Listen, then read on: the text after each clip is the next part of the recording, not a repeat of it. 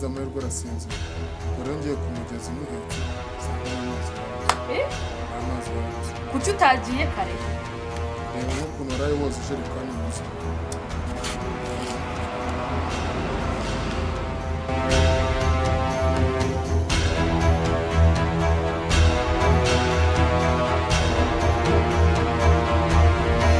Abana beza yewe nta makuru ufite. Reka nkubwire, iyo umuntu wabo yapfuye baramubaga bayiturikizaho ibisasu. Umva reka nkubwire, abayisilamu ni inzoka mbi kandi mwana wanjye bajya kunyumva mbabare ntuzanira agahinda. Uri kumva neza Mama ko mise ntanga abasilamu bavuga. umva bange nta cyiza cyawo. Yampaye umuti w'inde bashaka ndawugutumira ngira gute nari hari hafi gufunga amakofi none wowe ukavuga ngo biki n'ibiki. Ako se nyine umuntu yatinyura kwihekura nyina agakura kwica.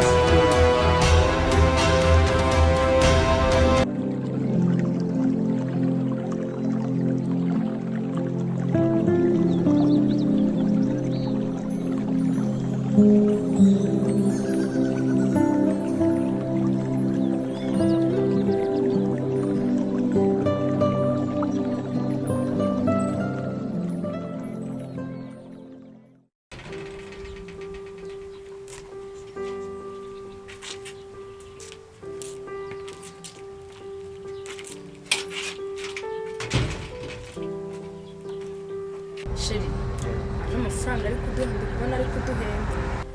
Yongeraho ibihumbi 500. Ntugaharize ku by'isi n'ubundi by'isi ni ubusa. Amafaranga ariko afite turabona mu gihugu cyose. Neza cyane. Ikibazo amafaranga twafata. Sinzi impamvu iri gutuma wumva ko inzu umuse ubundi waretse kuharya amafaranga. Erega abagore bakunda amafaranga kandi burya ntabwo bazi ukuntu avuga. Niba mubyemera mumbwira amafaranga njye mbishyura. Okay, nta kintu arenzaho kuko umugabo avuze. Nta kibazo amafaranga turayemera tujye kwiririza. Koze cyane sha. Noneho nta kibazo buriya wowe amafaranga wayaduha. Niba mubyemeye njye ngiye gushaka umunsi tuzajya kwa hoteli maze amafaranga njye yabikohereza. Nta kibazo.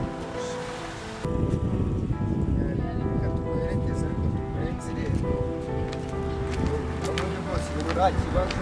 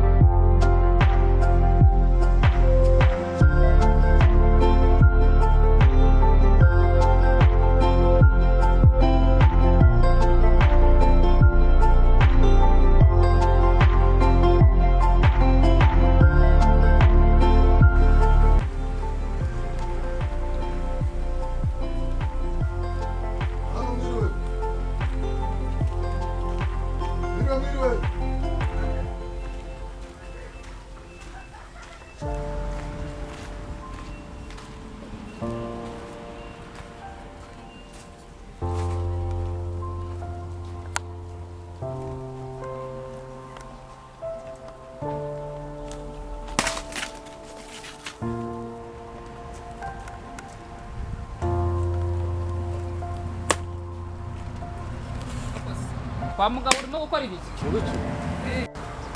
Gukora ibiki? Nurimo kuntemera ibitoki. Byanje. Si niyo mpamvu nasubizaga mu kanyihore. Kare. Mese bimeze bitubone. Mese bite se ahubwo wowe ndabasuzana mu kanyihorera. Ninjye Ngira nyirahanga. Kwihoreye ko nimba nje nkasohoka nkajya kureba umuntu urimo kusuzana nasohoka nkasanga urimo gutema igitoki. Ugitemye ari cyawe. Ni cyanjye ka? Mbega niki ngiki nari narabuze umuntu wagitemye nawe niko mbini wowe. Ninjye wagitwaye. Nose si mu kwanjye hanga.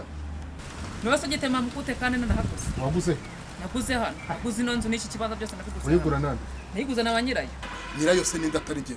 Ubundi nka wa kigabo urare ukabona wowe watumye ino. inoze ubwo nta soni ufite ubwo ni ukuvuga ngo n'ishyamba afite n'imitungo afite yose urabona ino nzu ari ihenze oya ntabwo wayitunga inzu imeze gutyo ntabwo yaba ari iyawe amata ahubwo reka nkwiyama nimba uzi yuko bino bitoki wumva ko wabigiramo uruhare nimba warakodesheje inzu ibyo nabyo nahita ashaka uburyo baguha piriya vuba ahubwo urongera no kubitema ndakurega turapfa ubusa ntuntemere igitoki nakubwiye ngo narahaguze kandi naguze n'ibirimo byose ariko ubundi wa mudamu kamubaza ubundi wahaguze none njyewe nahaguze n'umukobwa muto w'inzobe ariko yitwa Muhoza urumva ari Muhoza ntagahozwe mu ntuza muziko Muhoza Muhoza niwe mwaguze niwe twaguze umuha amafaranga yawe ndayamuha rwose menshi kwa mudamu nagera kubaza ubwo numva ngo waraguze nose yaguhaye igipapuro cy'umukara ntabwo ndakibona nzakibona ariko twahanye mitasiyo narahagurishije yarangurishije izo ni cyo ndamugora nimba uzi yuko waguze aha hantu gerageza ushaka uburyo umvira mu nzu kuko nanjye ndashaka kuza kuribamo ako se niba wenda ugira ngo nukubeshye waje nakwereka uko twagura ariko urupapuro urarunyereka nkandi ninjye nyiri imitungo sinigeze ngusinyira sinigeze nshyiraho umukomisiyoneri ngo ndashaka kugurisha none je naguze no wangurishije ariko witwa Muhoza uwo Muhoza ugenda umubwira ahubwo munamugutumemo ubwo yandoze akanjyana kuntuze kantarange mubwire ko naburutse ubu none nagarutse ndi muzima ahubwo gushakisha ahantu wimukira nanjye no nzu yanjye ndaza kuyibaho turajya mu buyobozi ni akazi kawe na Muhoza ibyo ni ibyanjye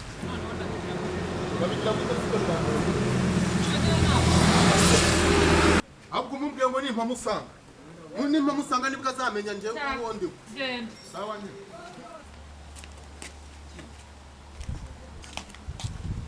yewe nta n'isoni ufite ariko ubundi uyu muntu ntabwo ari umujura wari urimo kunteka imitwe ahubwo yaraje kwiba igitoki yitwaza inzu ngo ngo niye ahubwo uyu ni umutekamitwe kandi ari mu guhururiza ahubwo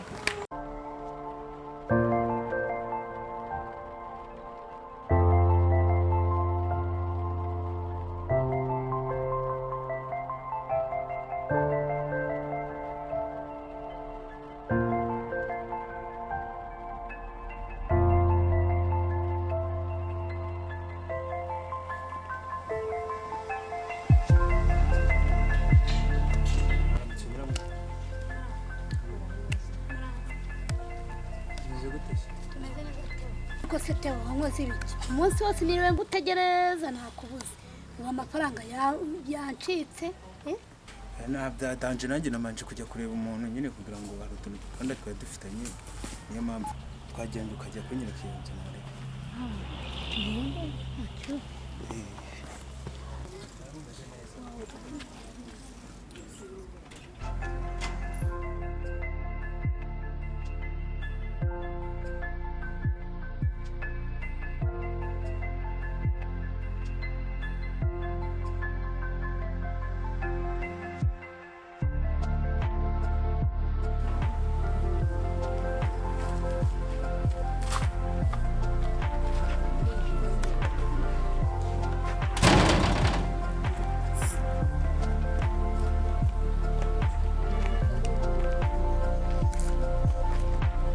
inzu yanjye rwose ntacyo itwaye ni nziza irimo amazi n'umuriro urabona ko nta kibazo ibintu byose bitayari ndibona ariko nyiramwi ibyo bitanu nabikuraho pe ibyo bitanu nabikuraho kuko ibyo bitanu bikuraho pe tujye mu nzu kuko nuko tuyikeneye ntaguciye mu ijambo ibyo bitanu natemera kubikuraho turagenda tujye kureba yayindi turagenda tujye kureba yayindi rwose ibyo bitanu ntabwo ari byo twapfa ni ukuri pe tugere tubiganiraho ahubwo ngiye no ku kazi ko muri inzu muri buyibona ariko ntabwo twatubikora aya ntabwo ari byo kuko yuko yazi nubwo ntaturenze ariko amazi n'umuriro akaba yaraje ubundi akaza gutema igitoki mu rutoki ngo ni mu rutoki rwe ariko nanjye naramwirukanye yongeye kugaruka n'ubundi abagabo b'ibigoryi niko bamera ubundi abagabo ibyo bapfuririrwa n'abapfumu nimushaka ibyo bifaranga mubyirire n'uri cyataye ubwenge kera.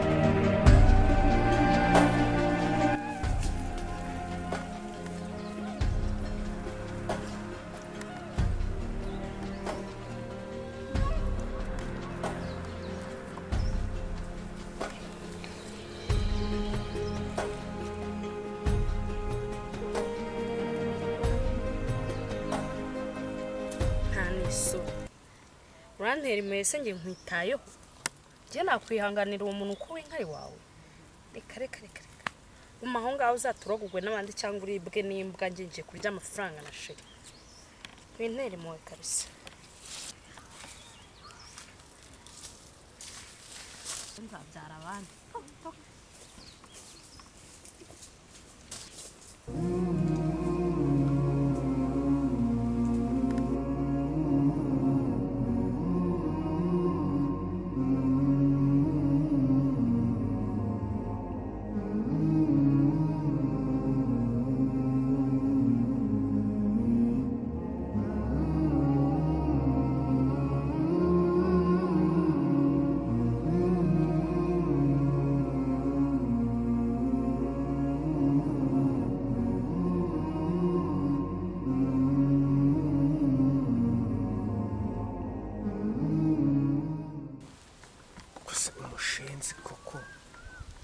miliyoni 5 ndazimukuraho gute? Miliyoni 5 zose mu gakapu ko yatinze sahubwo.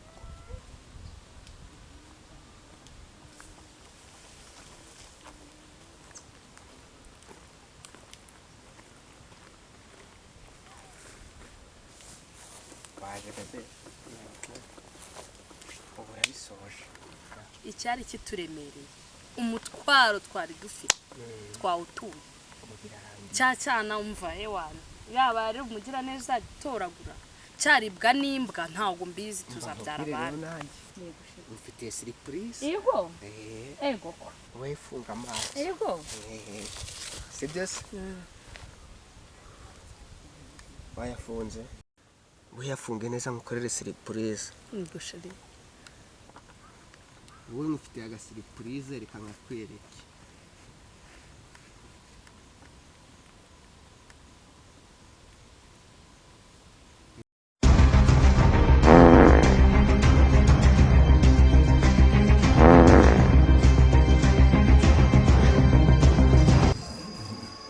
ukugaramye muri izo ntebe ntingaze nkwereka ibyo mukorera ejo uzabugaramye mu isanduku